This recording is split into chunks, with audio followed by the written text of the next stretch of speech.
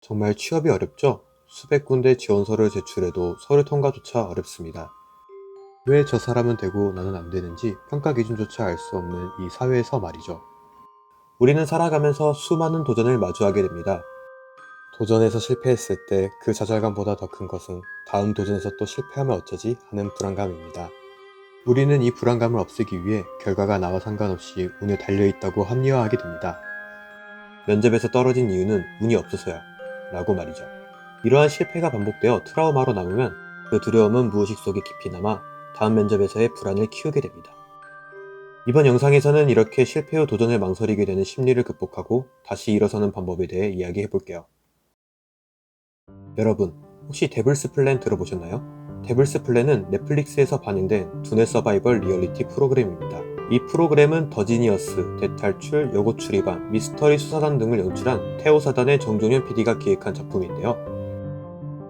데블스 플랜은 더 지니어스처럼 다양한 게임과 정치적 요소로 긴장감과 몰입감을 높였습니다. 데블스 플랜의 우승자는 하석진이었지만 제 기준 가장 눈에 띄는 인물은 궤도였습니다.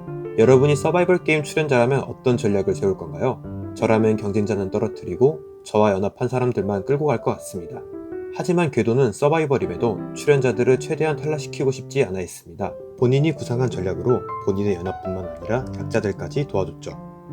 나는 그거잖아. 약자를 보호한다. 최대한 많은 사람을 생존시킨다. 시청자들 입장에서는 이런 공리주의 전략이 서바이벌 프로그램이라는 취지에 맞지 않는다는 비판도 있었지만 궤도는 룰을 어기지 않는 선에서 약자들이 떨어지지 않도록 도왔습니다. 이러한 전략이 가능했던 이유는 데블스 플랜에서는 피스라는 화폐가 있었는데 이 피스가 한 개도 남지 않아야 탈락했기 때문입니다. 꼴찌를 하더라도 감옥에 갈 뿐이지 피스가 한 개라도 남아있다면 살아남을 수 있었거든요. 피스가 한 개밖에 남지 않은 사람들은 약자라고 불리며 궤도 연합에 붙어서 플레이했습니다. 궤도는 플레이어들이 최대한 탈락하지 않도록 노력했지만 시간이 지날수록 약자 플레이어들은 궤도 연합의 지시에만 따라 수동적인 플레이만 하게 되는 결과를 낳았습니다. 이들은 공통적으로 실패를 두려워하는 모습을 보이며 궤도의 지시를 따랐습니다. 아나운서, 바둑기사, 의사와 같이 사회적으로 인정받은 직업을 가진 사람들이었는데도 왜 주도적으로 플레이하지 못했을까요? 사실 인터뷰에서 보면 이들도 주도적으로 플레이하고 싶어 했습니다. 하지만 생각과 다르게 행동으로 옮기지 못했죠. 그 이유는 실패에 대한 두려움 때문입니다. 이것은 인간의 자기보호 심리와 관련이 있습니다.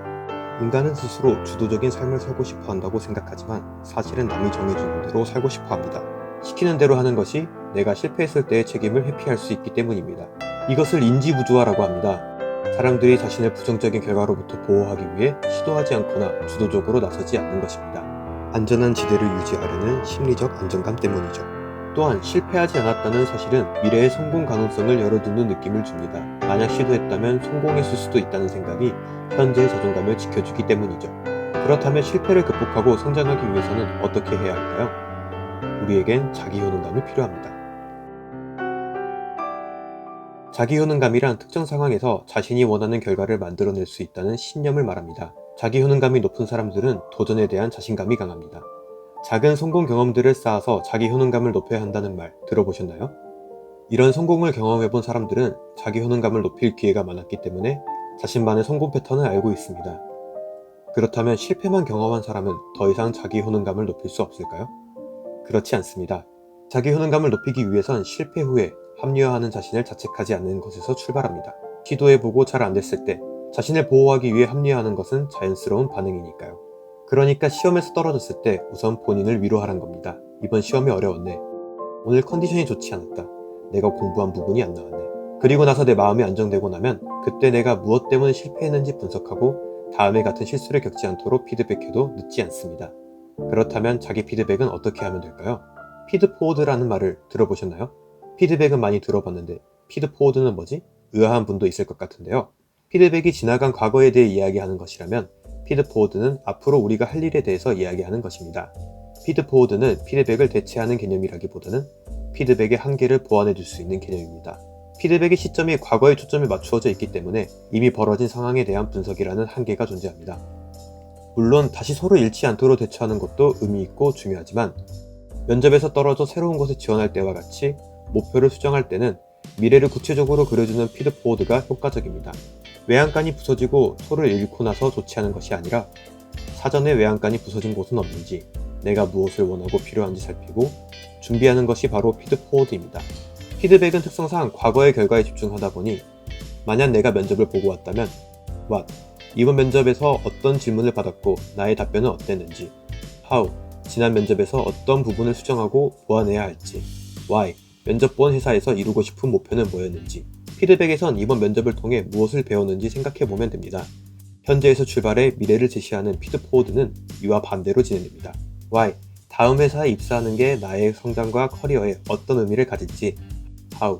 면접에서 합격하기 위해 어떤 준비를 할 계획인지 What? 다음 면접에서 나의 어떤 점을 강조하고 싶은지 과거의 경험에 대해 피드백하고 미래를 제안하는 피드포워드를 잘 활용한다면 목표를 달성하고 개인의 성장을 돕는 훌륭한 도구가 될 것입니다. 과거가 있기에 현재가 있고 현재를 토대로 미래를 그릴 수 있는 것입니다. 그래야 효율적으로 나를 성장시키고 자기 효능감도 높일 수 있습니다. 자, 오늘 이야기한 실패 후 두려움을 극복하는 방법에 대해서 어떻게 느끼셨나요? 실패를 겪은 후에 합리화하고 있는 나를 자책하지 않고 충분히 위로하고 피드백과 피드포워드를 활용해서 나의 과거를 돌아보고 미래를 준비한다면 나의 자기 효능감을 채울 수 있는 기회가 될 것이라 믿습니다. 우리 모두 실패하기 두려운 시대에 살고 있습니다. 왜 이런 사회가 되는지도 생각해볼 필요가 있습니다. 취업도 어렵고 수많은 경쟁 속에서 성공하기란 쉽지 않죠. 이런 환경 속에서 우리는 끊임없이 평가받고 도전을 요구받습니다. 그렇게 실패의 두려움이 더 크게 느껴지는 걸지도 모릅니다. 저도 평가받는 게 두려웠습니다. 퇴사 후 이 영상을 올리기까지 실패에 대한 두려움으로 스크립트를 몇 번이나 고치고 몇 번이나 포기하려 했습니다. 하지만 오늘 이야기한 방법들을 스스로 적용해보면서 결국 첫 영상을 올리기로 결심했습니다. 저 역시 아직 많은 두려움이 있지만 작은 성공 경험을 통해 점차 자신감을 키워나가고 있습니다. 후회는 고도의 인지작용이라고 하더라고요. 후회를 통해 우리는 과거의 경험을 방성하고 더 나은 선택을 할 수 있는 기회를 얻습니다. 그렇기 때문에 실패를 단순히 부정적으로만 받아들이지 말고 성장의 기회로 삼아야 합니다. 저 또한 실패를 두려워하지 않고 계속해서 도전한다면 제가 원하는 목표를 이룰 수 있을 것이라 믿고 함께 성장했으면 좋겠습니다. 감사합니다.